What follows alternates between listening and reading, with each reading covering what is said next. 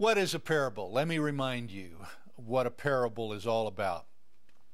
A parable, as is found in both the Old Testament and the New Testament, is simply a short story designed to communicate a spiritual truth.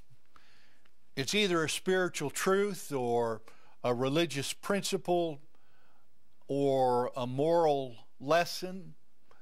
A parable is known as a figure of speech in which the truth of the parable is used by comparison or an example that's drawn from everyday experiences.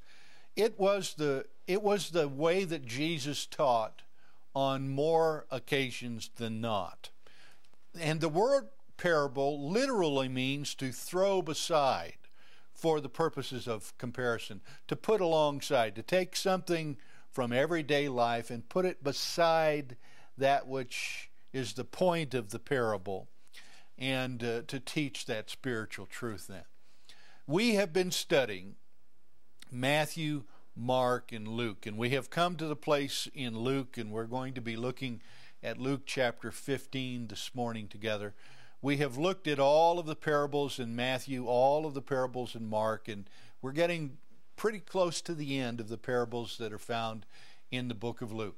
There are no parables in the book of John. There's a little different word that is used to describe stories in John, and in fact, in one place in the King James Version in the book of John, you'll find the word parable used, but it's not the Greek word that means to throw beside for purposes of comparison.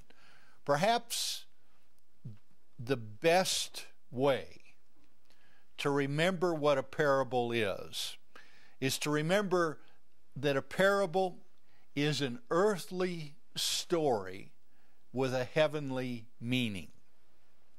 It is a familiar image that helps to teach a spiritual truth. And Jesus was able to do that so eloquently.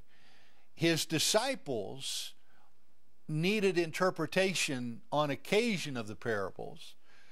Sometimes the parables were self-evident, and what's very interesting is oftentimes the parables themselves made those who heard the parables upset because they saw the application and they didn't like it. It's a figurative way of teaching divine truth. Now, there are people who say you have to take the Bible literally and everything in the Bible is to be understood literally, and that's simply not true. Parables help to illustrate that. It's a figurative way of teaching divine truth. And the Bible uses several different kinds of figurative teachings to express divine truth. We have the parable in the Bible. There is the proverb. There is the type, there is the allegory. All of those are mentioned by name in the Bible as figures of speech that are used. And we also have the fable used in the Bible to teach, but it's not named. The parable is the oldest and the most common form of figures of speech. And in the Old Testament, there are numerous parables. In fact, Jeff, do you remember, our producer, do you remember us studying the parables of Jeremiah years ago? Yes. I thought we had. But I can't tell you what they were. I can tell you what they were if I would think about it for a few minutes, but I couldn't remember whether we put them on our program or not.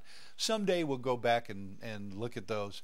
I've got a lot of questions that you've sent me over the weeks and months that we've been studying parables that we want to take a look at in future episodes, but we want to complete this series, and many writers have endeavored to distinguish the difference between parables and other forms of teachings to help us see it. B.W. Johnson, a Bible commentator that many of you are familiar with, says that a parable differs from a proverb in being a narrative.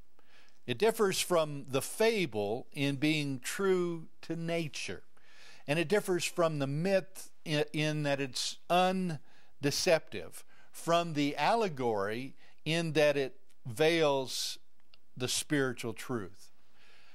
When Jesus taught by parable, the parable was draped in possibility.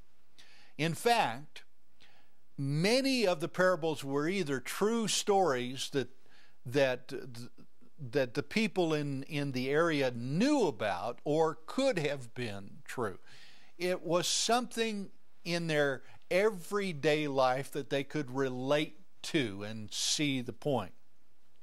There are well over 50 books that I know of that talk about and comment on the parables, and it's difficult to say, as I said at the very beginning of our study, exactly how many parables there are, and the way that you count parables.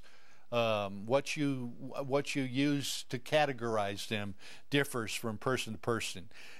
Usually, it's estimated that there are between 30 to 35.